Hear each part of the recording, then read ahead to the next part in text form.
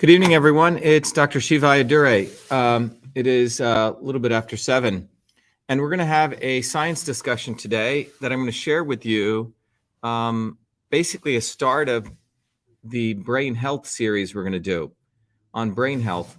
And I think it's important to have this discussion because it'll give you context from a systems approach to really start looking at the brain in a way that you start having a framework to actually understand the nature of many of these brain diseases that you hear about, Alzheimer's, ALS, Parkinson's, all those things. But it's going to give it to you in a context that gives you a foundational systems understanding. And many of you can also share this with your doctors and, in fact, neuroscientists. As we've talked about, the problem with medicine as a whole is medicine does not take a systems approach. And it's not the fault of many of the medical doctors. It's just the nature of the entire medical system.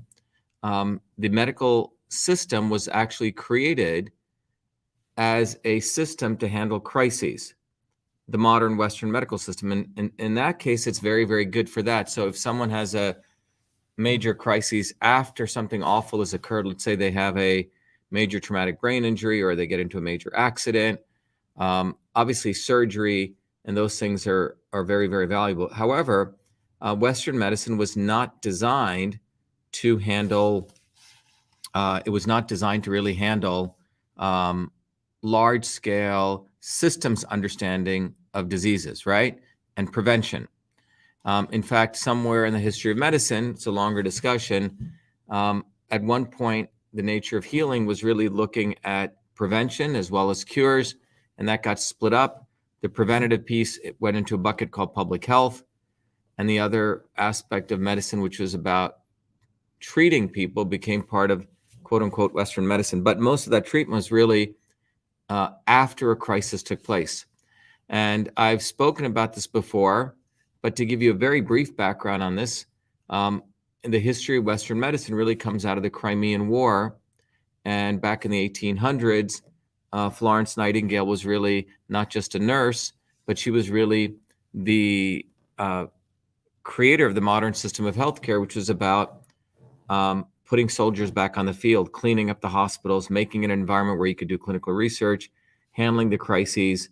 But that foundation of medicine became sort of the base of all medical care, which is everything was treated as a crisis. So as a part of that, when in that environment, when people looked at the body, it was always about taking care of an organ system. It wasn't about seeing the interrelation between this organ and that organ. So that's, I mean, it's a longer discussion on that, but Florence Nightingale has been depicted, when I was in elementary school, that, the lady of the lamp, that, the book, that she was just a nurse. She wasn't. She was a member of the Royal Society of Statistics.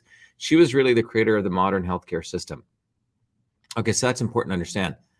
But that understanding relative to our discussion today, which is going to be on the blood-brain barrier and brain health, and research that I participated in as a co-principal investigator with one of the leading neuroscientists in the world using CytoSolve, which I'm going to share with you, really helped to elicit the fact that the blood-brain barrier is probably one of the most critical things to brain health.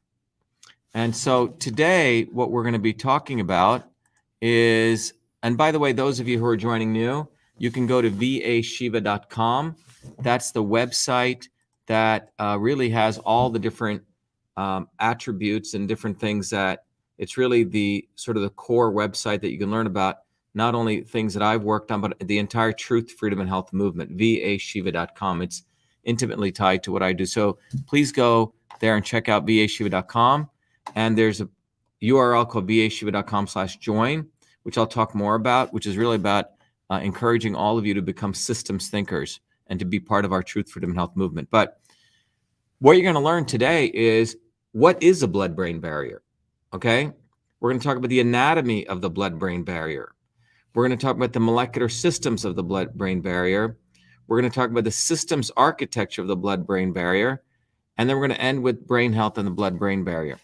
The key thing is, there's a bunch of sites on the internet where I think there's a whole site called Masterclass where you can study from people. We make all of this knowledge absolutely free, available to all of you. It's a public service that not only do I do, but we have a whole set of people who support our movement, volunteers and others, to really make this knowledge available, because we really want to inspire in all of you a systems approach. And many people say, hey, Dr. Shiva, you're giving all this information away. What can I do to support what you're doing?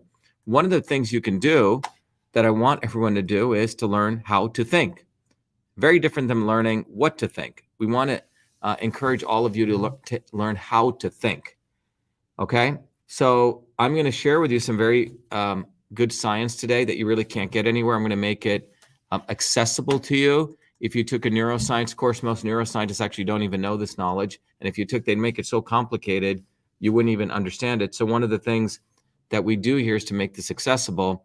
But part of that accessibility is I want you to learn how to think. And specifically what that means is I want you to learn to really understand the science of systems, okay?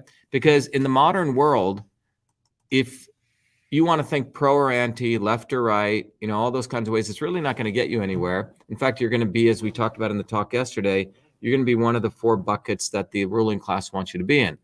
But when you take a scientific systems approach, you actually free yourself, and you're actually on the road to what I say, truth, freedom, and health. In fact, that's a system. Understanding the interconnection between the system of truth, the scientific method, understanding why we need to fight for freedom, and why we need to take care of our health, physical health, infrastructure health, etc. These things are connected. But if you don't understand the science of systems, if you're not committed to learn how to think versus what to think, you're frankly never going to really move forward. And so the best way you can, if you want to, quote unquote, repay me anything, is to learn the science of systems. And as a part of that, I've made it accessible to all of you. Please go to vashiva.com/join and take the Foundations of Systems course. It's a very powerful course. I've made it accessible by giving people a huge scholarship, a $2,500 scholarship. So you have to pay a very nominal amount. But that's how you can repay me, is for you to get educated or frankly be enslaved. And also as a part of that education, I want all of you to go get access to the free book, System and Revolution. You just cover shipping and handling, but it's going to help you a lot, because without you guys having to spend your time at MIT for 20, 30 years, integrate Eastern medicine, Western medicine, engineering systems theory, you can learn it in a book. And if you're dedicated and you take the course, you can learn it very, very quickly. And also, before I begin, I want to let everyone know every Thursday, tomorrow's Thursday, every Thursday at 11 a.m. EDT, and I do 2 sessions at 8 p.m., we have a full-blown open house. And you can ask me questions, we can interact, you can meet a lot of wonderful people from all over the world, and you can go to vashiva.com/orientation. I'll leave that up there if you guys want to go to that URL, vashiva.com/orientation. We have 11 a.m. EDT and 8 p.m. Sign up, and it's a wonderful session. You get to meet people, but most importantly, it's a way you can learn more about truth, freedom, and health, and a systems approach. Okay? So, again, to those of you joining, we're really going to go through what is a blood-brain barrier, okay? And you're going to learn the anatomy of the blood-brain barrier. You're going to learn the molecular systems of the blood-brain barrier. And then you're going to have access to some very important research that I was involved in with my colleagues at USC, where we published a pretty big paper really integrating all the different brain diseases into a systems architecture. It had not been done before. And we were able to do this because of the CytoSolve approach that we took. And interesting enough, CytoSolve is a private company, and it's rare that a university pays a private company to do research, but we were actually paid and funded to do that research because of the powerful nature of CytoSolve, which can do the work of lots and lots of postdocs and grad students. I want to share with you that, okay? But one of the important things to understand is, what is CytoSolve, right? And CytoSolve is really a powerful technology for research and discovery. In many ways, we are disintermediating academic research, which is slow. We're disintermediating big pharma because we figured out a way, the technology I created, to actually do that. So what I want to do is just play a quick video for all of you on what is CytoSolve, I could go into, but I think this video will really explain what is CytoSolve. So let me play this.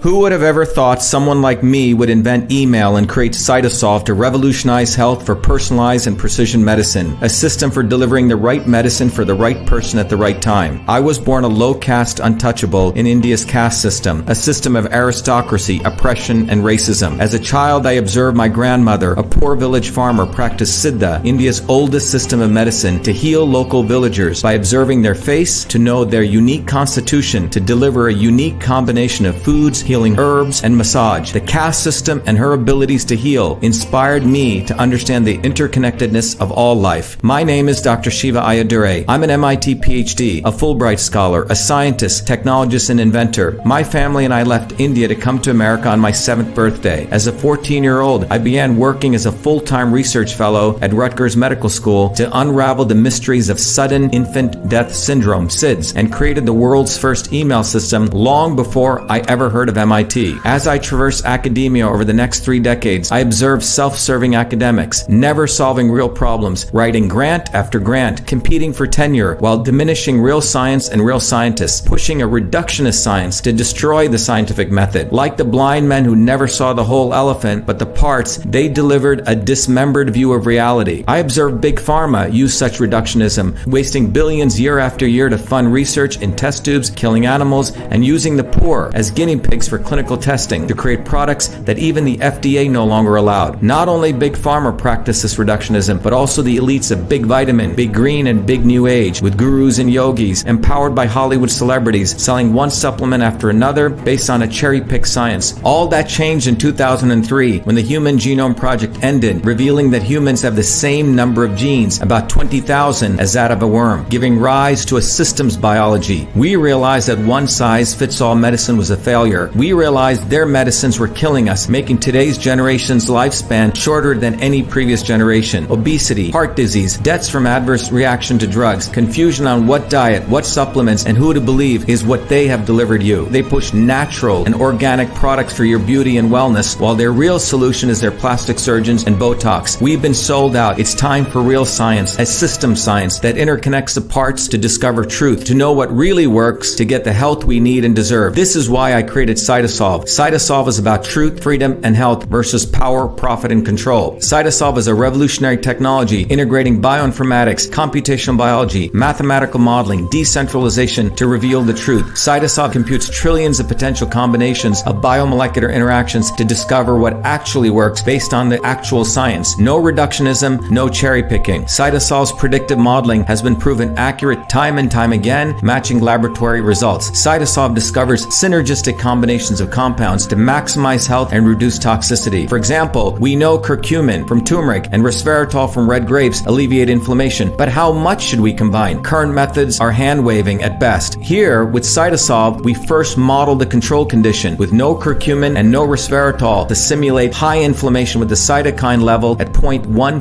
micromolar. Next, we add just 5 micromolars of curcumin. The inflammation drops to 0.05. Next, we use 5 micromolars of resveratrol and the inflammation drops from 0.15 to 0.06. But when we combine curcumin and resveratrol of 3 micromolars of curcumin and 2 micromolars of resveratrol, inflammation drops from 0.15 to 0.03, far lower, nearly 200% less than just one compound alone. That's the synergy principle of system science. We've all had enough of their fake and reductionist science. They think we'll simply keep buying their marketing, their celebrities, and their products that can never truly heal us. We don't need them. Great things come when we integrate the best of things. It's our time. It's time we delivered solutions for ourselves. It's time for truth, freedom, and health. It's time for CytoSolve. Welcome.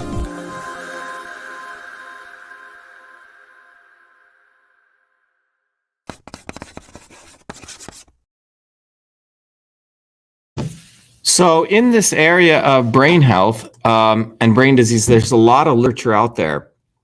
So with CytoSolve, what we're able to do, as the video said, was we're able to take all the literature out there and organize it and systematically understand what the mechanisms are and then build what we call a systems architecture. What do I mean by that? Imagine if you are building a house, right? And you're the designer of it. You know how many bedrooms it has, whether it has a kitchen, right? living room, bathroom, etc. And you know how those rooms are, where they're interconnected, okay? Now imagine that you're trying to unravel how nature, God, grand design, or whatever approach you want to take, designed the human body. So what happens in this is we almost have to reverse engineer it and figure out the architecture.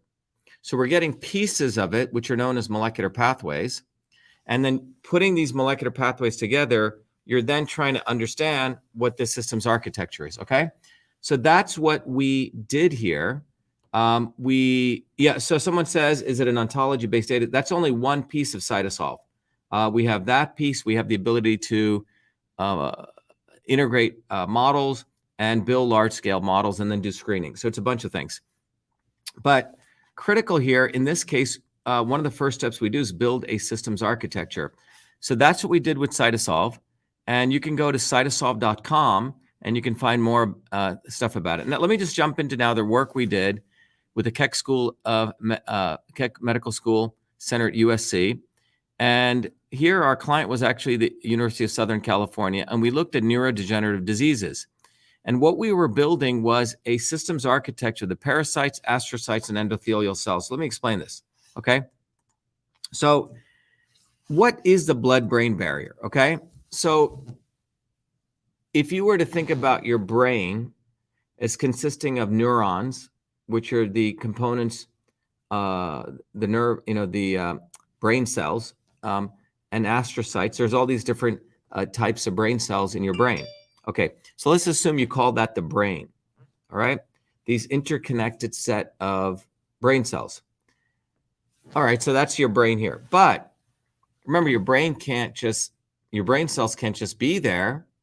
They have to be fed nourishment.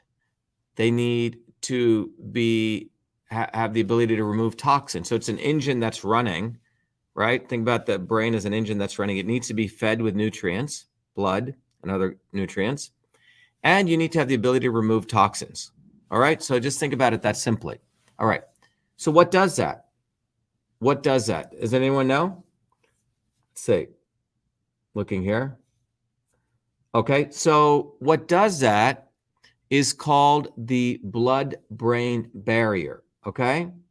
The blood-brain barrier is known as the vasculature. We discussed a few days ago, the cardiovascular system, okay? And we talked about the arteries and the veins and the capillaries and all these things that feed your, that start from your heart and go throughout your entire body.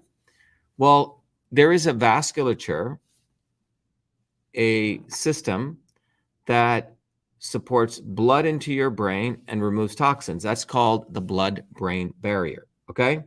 So what is the blood-brain barrier composed of? So if you took a microscope, and so if here's your brain, and you thought about, in a very simplistic way, a helmet sort of surrounding the brain, consider that helmet to be the blood-brain barrier.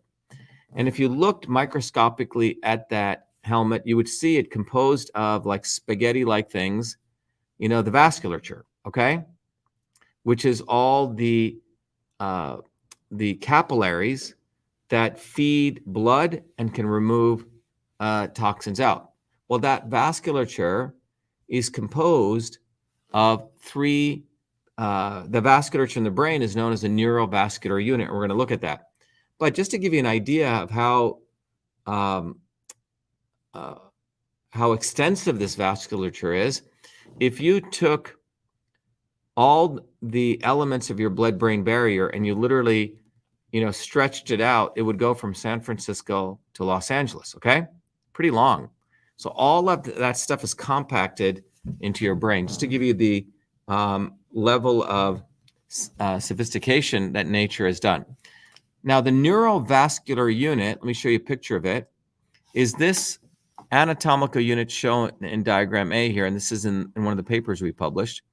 And what you see here, so consider the green here and the sort of the aqua here as your brain. These are elements of the brain, the neuronal unit, okay? The astrocytes and the neurons. So think about this over here as you're microscopically looking at an element of the brain.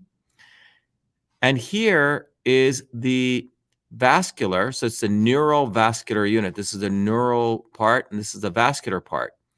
So this, we're looking at a cross section. This tan piece here is, remember, if you remembered in a couple of videos ago, we talked about the capillary. So this is a capillary. Inside the gray area is where blood flows through. The base of this capillary system is made up of an endothelial cell. So this is an endothelial cell right here, okay? And blood flows through here. And this is the astrocytes and neuron, but there's a very, very, very important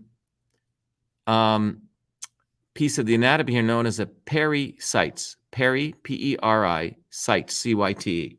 Okay, you may want to write this down, okay? The pericyte is this pink structure. Guess what this does? It's almost like a valve. So if blood is flowing in here, it decides how much blood is going to go in here. And if you have toxins building up here, it's the thing that takes the toxins out, okay?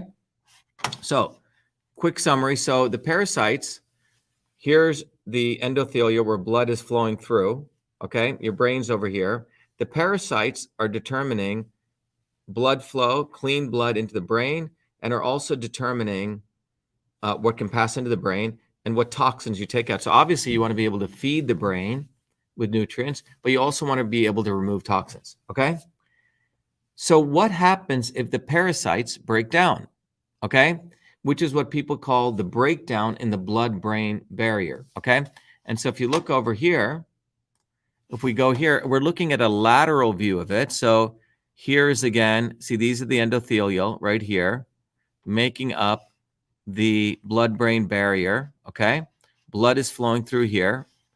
And these are the pericytes up here. And the blood-brain integrity, okay, if it's destroyed, which means these pericytes here start breaking down, then guess what happens? Garbage is not removed, and you don't get blood flowing in. It's not a good thing. So Betsa Zilkovic at USC had come, and others had come to the conclusion that when the blood-brain barrier here, which is this pericytes, very specific, breaks down, it gets destroyed, guess what? You're going to have a serious problem with your blood-brain barrier, okay? It's basically breaking down. So imagine the pericytes represent like the bricks in a wall, and when those bricks start getting holes poked in them and they start deteriorating, all sorts of stuff can come into your brain, but you're also not able to remove toxins, okay? Very, very important stuff, pericytes, okay? So you can impress your own neuroscientist or your neurologist, or if you meet a medical student with this, okay? So this was a theory. Now, what had not been done is to really understanding the system's mechanisms. And that's where CytoSolve and our collaborative work came in with Melanie Sweeney, who was a postdoc, Berislav Zilkovic, who was my co-PI on this, okay? So what we did was, using CytoSolve, we went to the structure of, this is the endothelial, which you're seeing here. And remember, these have all different molecular reactions going on in there. And this is the pericytes, and this is the astrocytes, the green, okay? So really 3 structures. This is called the Neurovascular Unit: the pericytes, the endothelial, and the green, the astrocytes. So what we did was we looked at all the literature out there, and yeah, it's not parasites, it's pericytes, okay? Not parasites, okay? Big, big difference. Thank you. Thank you. Eddie Chua says yes. Parasites, not parasites. Thank you, Eddie. So what we did was we looked at all the research out there, and we organized it to look at all the molecular systems in the endothelial, all the molecular systems of the pericytes, and all the molecular systems of the astrocytes. And the goal was, could we, as the architects looking at it, could we come up with the architecture that could explain many of these diseases? Okay? All right. And by the way, we'll talk about this a little more. The destruction of the pericytes, there's a growing body of evidence that this destruction in the blood-brain barrier, guess what causes it? likely toxins. I mean, it could be, some of it could be genetic, some of it could be foods you eat, and likely toxins in the environment, plastics, right? Heavy metals, all this kind of stuff, right? So these things literally are poking holes and destroying the pericytes. And when this breaks down, you're hurting your blood-brain barrier, you're breaking down the wall, quote unquote, the wall in your body, okay? All right. Yeah, thanks, Eddie. Eddie says it's a homophone. Please don't confuse parasites with parasites, okay? All right, thank you. So what we did was we did that analysis. So we looked at first we looked at the endothelial here, okay, which is this piece right here, and we mapped out all those molecular pathways. Now, I'm not going to go into detail, but every piece of word here is a molecule. The line is a molecular reaction. You can see there's a bunch of molecular reactions going on in this structure right here, laterally here, and the structure here. So in the endothelial, we mapped out all these molecular systems. So you notice this is why we say we take a systems approach. We're understanding all the interconnections. Now, all of this individual research have been done by others. So the problem in biology or neuroscience or any of the biological sciences is people get incentivized to, find one little thing. And you could win a Nobel Prize just for finding this little piece of reaction right here, okay? Or this, or this. But putting all of this together, there's really not a lot of awards given for that because it's a grueling job. But that's what we've done here. We've organized all the molecular pathways within the endothelial, okay? All right. Then going back to this anatomy here, we did this, and then we went to the pericytes, which is the structure here. Okay, so the endothelial's here, and then you have the pericytes here. Again, all of these molecular reactions are coming from experiments that people have done. So we don't need to kill animals because we already are looking at work that's been done. Let me just, by the way, I'd like to share our stuff here. Let me knock this out here. Let me hide this. Okay, because I want, obviously, you guys to learn systems, and I have a little banner running below here. So please go to vashiva.com/join. Your support of that, your signing up supports you and also supports us to be able to do this kind of great work here. So what we have here is that here you see that we've mapped out all the molecular pathways of the endothelial, all the molecular pathways of the pericytes, and no one had done this before. So anatomically, we've mapped out these pathways in this, and then we looked at the astrocytes, which is really representing the brain and how it interconnects to the pericytes. All right. So what we did was, using the CytoSolve approach, working with collaborators at USC, we mapped out literally the neurovascular unit, all the molecular reactions in the endothelial, which is the cell that feeds the thing that contains the blood-brain barrier where blood flows through. We then mapped out all the molecular pathways in the pericytes and the astrocytes. So we could have just done that and walked away, but a systems approach, when you think systems, you're trying to interconnect all of this so you can see the whole, okay? Again, I can't overemphasize that a systems approach is what is needed in the modern world, and you can apply this to neuroscience, you can apply it to your body, you can apply it to politics, you can apply it to everything. So one of the biggest contributions that really came from our efforts, my efforts, and CytoSolve's efforts were this. What I proposed was that we need to really, here is the anatomy. So what we did was we literally laid it out like a architecture, and there it is.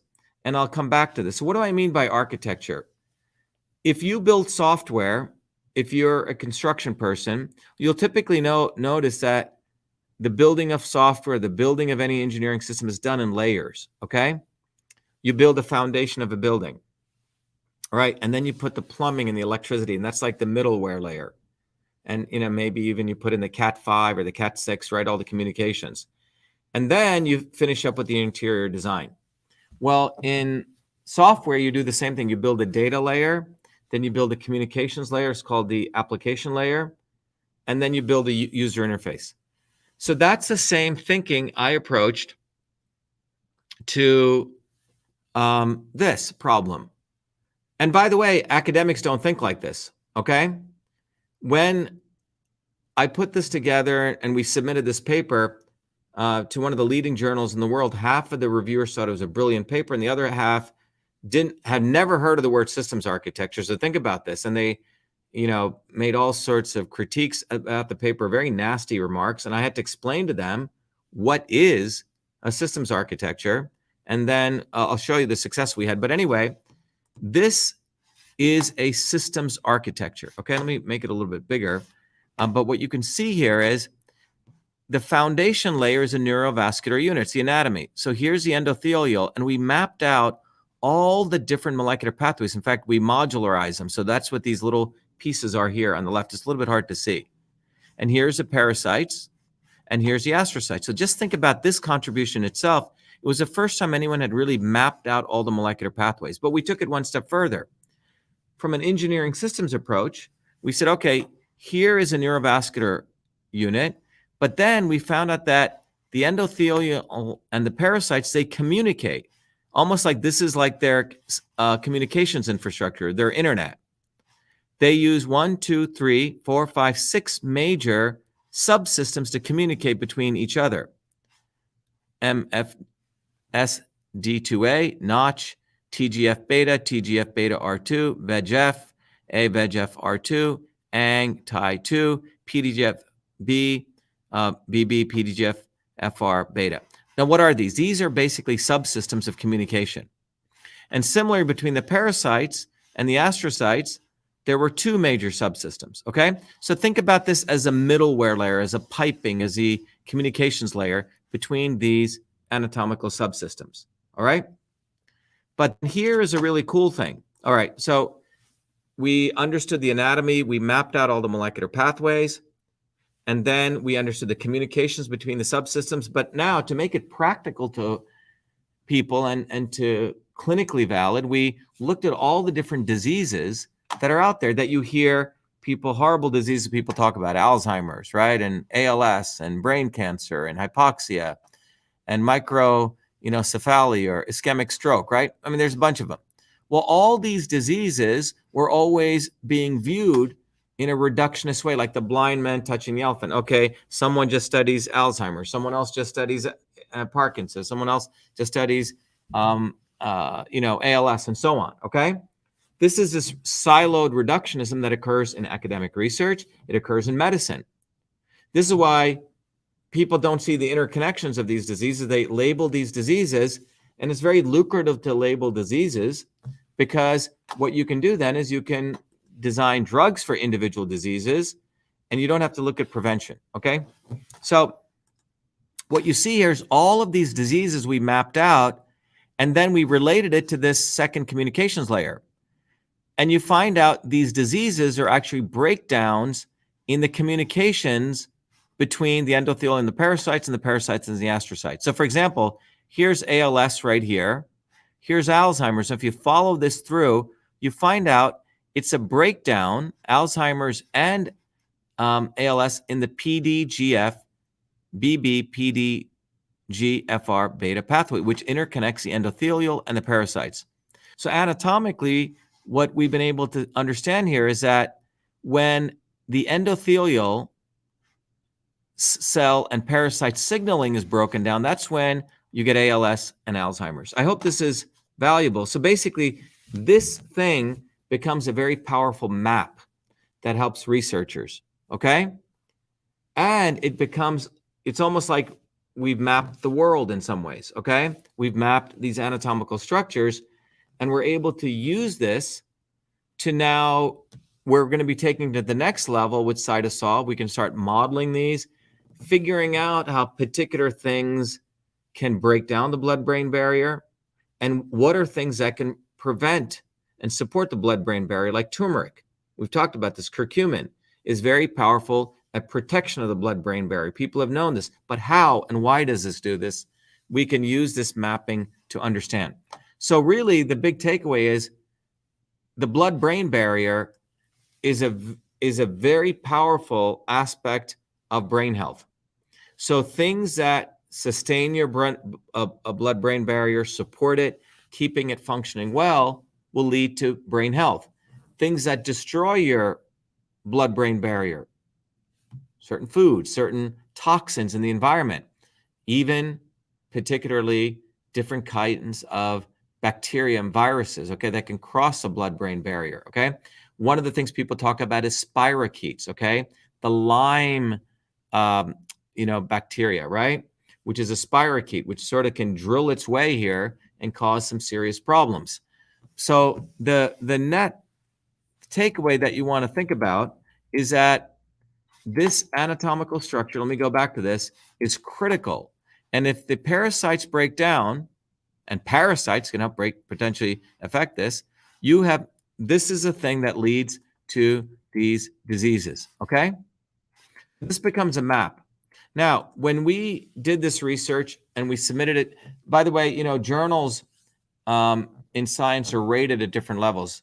Sort of the Academy Awards of journals is a journal called Nature. So we submitted this work to Nature, and half of the reviewers thought it was brilliant, and the other half, and these are the leading scientists in the world who review this, and the other half, as I mentioned, didn't understand the word engineering systems architecture, which is a term that I'd used. So I had to write about a 20-page response really educating these leading neuroscientists. What is a systems architecture? This is how backward and ignorant their knowledge was. Fortunately, these guys were open and the paper got published. And you can see it here. We're very proud of this. Myself and Betsa Berislav were the senior authors, typically, and Melanie was the first author, and she was the postdoc here, okay? But this got published. It's gotten, I think, over nearly 700 citations in science. One of the biggest things is who cites your work. It validates your work, okay? So I know this was somewhat of a deep discussion, but what we attempt to do here is to raise your level of consciousness. We're not here to just do those little videos. We can do that, but we'll always connect it to the molecular system science. But this is not, just eat curcumin and you're going to be fine. I could say that, but it's just saying, believe me, we want to make you think. We want to know that you learn how to think, and that's a systems way. We don't want to tell you what to think, because I'm not going to say, eat this and it's going to help you. We want you to understand the mechanisms here. So the key takeaway you should take away from this is, there's something called the blood-brain barrier. There's a neurovascular unit. The parasites breaking down can cause serious issues in the blood-brain barrier. There are 3 tiers. Okay, there's an anatomical layer, there's a molecular systems layer, the neurovascular unit, then there's communications, and then there's a disease, okay? The way that Western medicine today works, or you always are told the disease, and hopefully had you known some of this stuff, you could have helped heal yourself, understand the body. So as Hippocrates said, the goal is to, he said, it's a very foolish man or woman who doesn't become their own doctor. Well, but in the modern world, you can't be your own doctor without knowledge. And what is that knowledge? It's a systems knowledge. So that's what you just learned today. You've learned something. I would guarantee most neuroscientists don't even know about this. Most medical doctors know about this, but you can review this video and you can really teach people, look, there are 3 anatomical systems, that all of these diseases are breakdowns in the communication signaling pathways, okay? So beyond, and the idea is for you to move beyond just, like putting sound bites out there, okay? All this research is brought to you by the Open Science Institute, and I encourage all of you to go contribute there. You can go to vashiva.com. If you go there and you scroll down, you'll see there is a link to the Open Science Institute. And we have various projects going on. This was a brain health project. I recommend you go there and you can contribute. And by the way, when you contribute, I want to make it a reciprocal relationship. By the way, you don't have to contribute anything. You can just listen to the videos and absorb it and enjoy it. But if you do contribute, I want to also, you're contributing to support a systems approach to understand the blood-brain barrier. But your contributions also go, when you contribute, I actually give you back gifts so you can become a systems scientist. You can become a systems learner. So if you contribute, for example, $100 or more, you get access to the entire system science course. If you contribute, I think $25 to $100, You get access to other tools. And if you don't want to contribute anything, you just want to become a member, please go do that. It's absolutely free. And that's right here. So you can go here, learn more about that. But most importantly, I want you to take the Foundations of Systems course. Go to vashiva.com/join, because we need to create a world where we're creating more systems thinkers.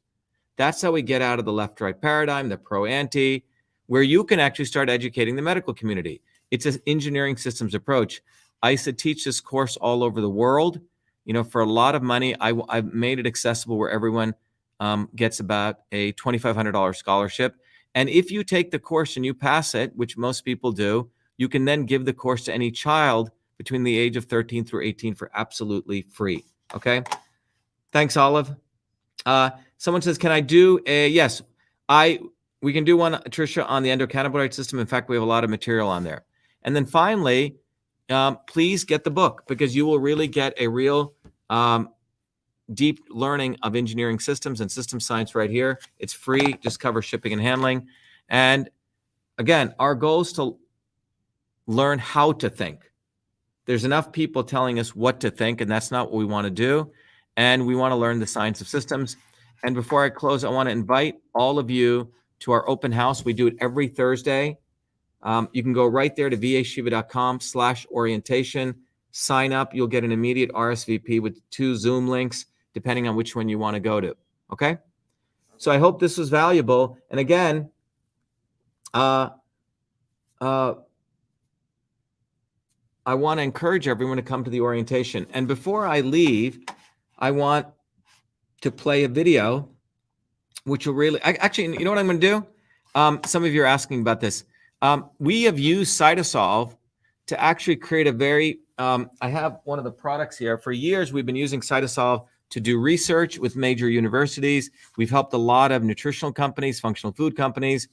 But about 2 years ago, we literally said, why don't we use CytoSolve to literally go through understanding all the molecular pathways of pain, inflammation, and see if we could go through all trillions of, use a computer. We didn't kill any animals in the creation of MV25, but this is a very practical way. I'll play this video, and a bunch of you I know have gotten a lot of benefit from this, but we went through all the natural products out there, and we found ingredients from natural fruits and vegetables.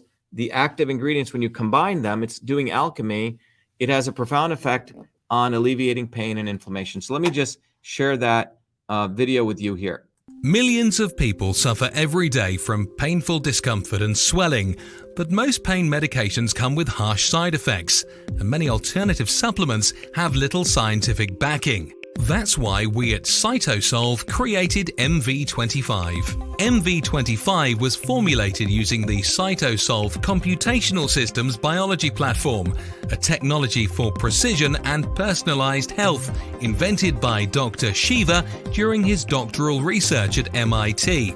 This formulation is the result of computing trillions of potential combinations of biomolecular interactions derived from thousands of peer-reviewed scientific papers published across 4 decades by 68 research institutions to discover an optimal synergy of compounds that downregulate biomarkers of discomfort and normal swelling. Hi, I'm Barbara Ann. My hands would cramp up so that I couldn't hold cards or knit or crochet, and they would go like that. And I'd have to use this when I played cards with my grandkids, and I started taking that MV25. After a bit, I was able to hold cards in my hand, very, very little cramping, hardly at all anymore. MV25. Hi, my name is Sandy. I'm a Taekwondo instructor. I tore my ACL during Taekwondo. I had a lot of pain and limited mobility. I've been taking the MV25 for about 6 months now. After the first week, I noticed a big difference. After the second week, almost literally no pain. My name is Jeremy, and I suffer from a lower back problem. Hurt my back at work years ago, and I can go to the chiropractor, do all kinds of different things, and nothing seems to help. And I decided decided to try MV25. I didn't notice a difference immediately, but within a few days, the pain went away and it stayed away. I've continued to take it, and even when I do things that I shouldn't do, it seems to go away a lot quicker than it ever did before. MV25 is certified clean, 100% non-GMO, made in America, and GMP certified for good manufacturing practices. MV25 is CytoSolve optimized, which means that this formula has been engineered to maximize benefits while minimizing toxicity based on current research curated by CytoSolve. As the science advances, so will this formulation. This is our promise. Order online at mv25.life.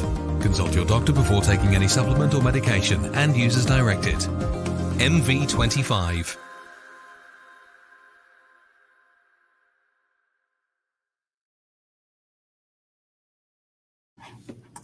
All right, everyone. So those of you who've joined us, this was a blood, brain, and brain health discussion. We have introduced the topic of the blood-brain barrier and brain health. We've essentially given you an anchor point on where you can really understand brain health, okay? So when you look at all these diseases, they're just names. Alzheimer's, ALS, these are different names, but ultimately the names of these diseases and brain dysfunctions relate to molecular pathways. And what we gave by way of example was if you look at Alzheimer's and you look at ALS, they are destructions or they are dysfunctions in the same signaling pathway between the endothelial and the pericytes, okay? So you can start getting a deeper understanding and you can see commonality of these diseases, and you can start looking at certain foods, certain compounds that will cross the blood-brain barrier and protect the brain. And we'll start talking about that. In fact, over the last 4 years now, CytoSolve has had a big brain health effort to map out all the molecular pathways of the brain. And we started looking at different compounds in nature and we're working on, just like we did with MV25, coming up with a new formulation. But we don't just put out crap out there. The problem with the big pharma is they only look at individual synthetic compounds. The problem with big vitamins, people just throw a bunch of garbage together and they put it out there with branding. We really want to, we know that there's stuff in nature that works, but we really want to find out what works with the science behind it. So it's a unique position we find ourselves. And because we have CytoSolve, we can do that in a very scientific way. And we can be honest, as new science comes, we're going to keep updating it. So anyway, I hope this was valuable. Again, this was the discussion on blood-brain barrier and brain health. And again, go to the orientation, okay? I want to see all of you guys there, or go join vashiva.com/join. That's a gift you can give me, and that's how you can support our science. Go become a warrior scholar. Go to vashiva.com/join, sign up, or come to the orientation to learn more about what truth, freedom, and health is and the systems approach. Okay? Be well, be the light, and I hope this was valuable to all of you. Be well.